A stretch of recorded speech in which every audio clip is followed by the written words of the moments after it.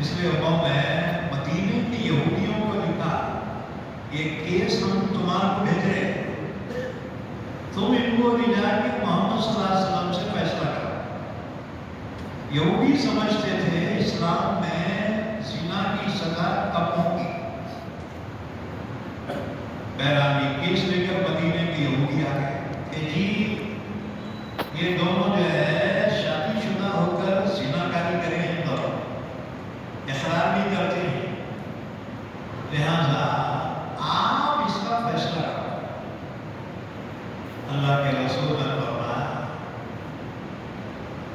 کہ میں ان کا فیصلہ خود تمہاری کتاب سے کروں گا، تمہاری کتاب سے۔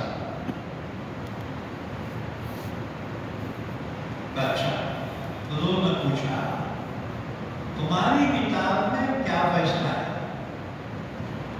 ہم نے کہا کہ ہماری کتاب میں بس اتنا ہے جیسے ہم کرتے ہیں کہ اس کو گدھے پہ بٹھا کے منہ کالا کر کے جوتے مارتے ہوئے گھماتے ہیں۔ حضور نے فرمایا اچھا ایسا کرو، تمہارا سب سے بڑا عالم کون سا ہے؟ اس کو بلاؤ۔ آپ اس وقت ان کا سب سے بڑا عالم تھا عبداللہ بن سوریہ، عبداللہ بن سوریہ، اور اس سے پہلے بڑے عالم تھے عبداللہ بن سلام، وہ تو مسلمان ہو گئے، وہ تو مسلمان ہو گئے۔ اب جو باقیوں میں سے تھے وہ عبداللہ بن سوریہ سب سے بڑا، میں نے کہا اچھی بات ہے۔ بہرحال مقررہ دن وہ بھی آ گئے، ادھر حضرت جبرائیل بھی آ گئے۔ جبرائیل نے کہا اس سے بچ کے رہو، یہ بڑا شاداب مطلع ہے۔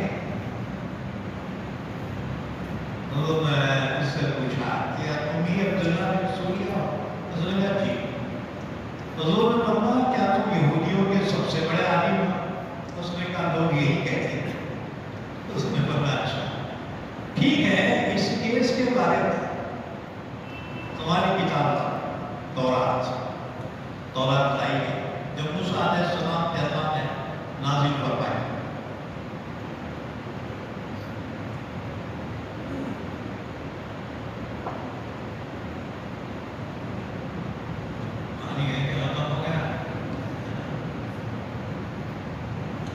تو حضور نے فرمایا پڑھو، اور اس سلسلے میں جو اللہ کا حکم ہے پڑھ کے سنا۔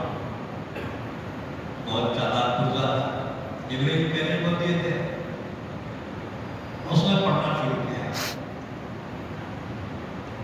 یہاں تک کہ اس میں وہ سزا اس نے پڑھی کہ غیر شادی شدہ اگر زنا کرے 100 کوڑے مارے گئے۔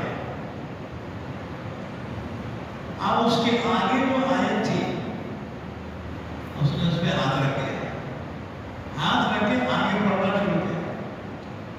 اب حضور ہو گئے پریشان کہ جو قرآن میں اللہ کا حکم وہی تورات میں ہے، پھر انہوں نے وہ آیت کیوں نہیں پڑھا؟ حضرت عبداللہ بن سلام موجود تھے، انہوں نے دیکھے انہیں چال بازی کر رہا، اس کا ہاتھ ہٹا، ہاتھ ہٹا، آپ یہاں کا پڑھو۔ آپ جو پڑھا تو آیت رجم تھی کہ شادی شدہ ہو کر اگر زنا کرے اس کی سزا یہ ہے پتھروں سے مار مار کر ان کو فنش کر دیا ہے، ختم کر دیا۔ اب اتنا شرمندہ ہوئے، ان کی کتاب سے ثابت ہو گیا نا۔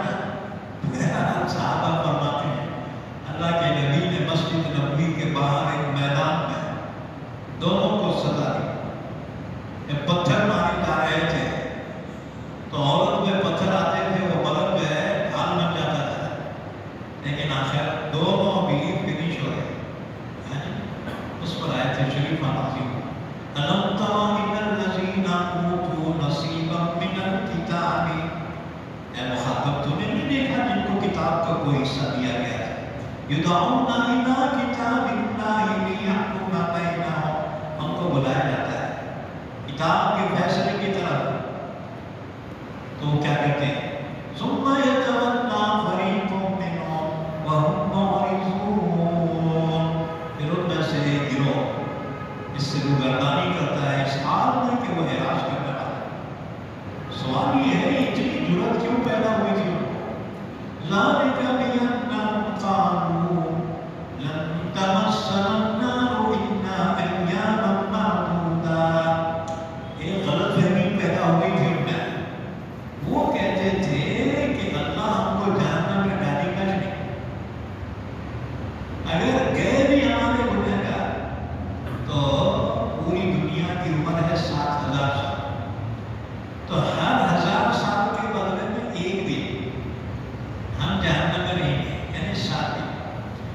ایک روایت میں ہے کہ ان کے کچھ لوگوں نے بچڑے کی پوجا کی تھی 40 دن تک. تو وہ کہتے تھے کہ ہمارے جو گنہگار ہیں وہ 40 دن جہنم میں رہیں گے، پھر نکالے جائیں گے اور اس کے بعد دوسرے جہنم میں ڈالے جائیں گے. اللہ نے فرمایا یہ ان کی غلط فہمی. ذالک بأنہم قالوا، اس وجہ سے کہ ان لوگوں نے کہا لن تمسنا النار الا ایاما معدودات، ہرگز نہیں چھوئے گی ہم کو جہنم کی آگ مگر گنتی کے چند. وغرہم فی دینہم ما کانوا یفترون، اور دھوکے میں ڈال رکھا ان کو ان کے دین کے بارے میں اس چیز میں جو جھوٹ بہتان بات ہے. وَكَيْفَ إِذَا جَمَعْنَاهُمْ لِيَوْمٍ لَا رَيْبَ فِيهِ، کیا حال ہوگا ان کا جب ہم ان کو جمع کریں گے ایسے دن جس میں کوئی شک نہیں، یعنی قیامت کے دن. وَأُوفِّيَتْ كُلُّ نَفْسٍ مَا كَسَبَتْ وَهُمْ لَا يُظْلَمُونَ، اور ہر ایک کو جو کچھ اس نے کیا ہے پورا پورا بدلہ دیا جائے گا، نیک ہو یا بد ہو، اور ان پر کوئی ظلم نہیں کیا جائے گا، بے انصافی نہیں کی جائے گی. قُلِ اللَّهُمَّ مَالِكَ الْمُلْكِ تُؤْتِي الْمُلْكَ مَن تَشَاءُ وَتَنزِعُ الْمُلْكَ مِمَّن تَشَاءُ وَتُعِزُّ مَن تَشَاءُ وَتُذِلُّ مَن تَشَاءُ بِيَدِكَ الْخَيْرُ إِنَّكَ عَلَىٰ كُلِّ شَيْءٍ قَدِيرٌ. آیت شریفہ کا شان نزول یہ ہے. یہ آیت غزوہ خندق کے موقع پہ نازل ہوئی.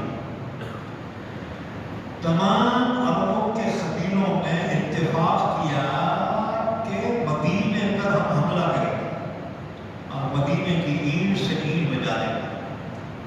حضرت عباس حضور کے چچا خفیہ طور پر مسلمان ہو گئے.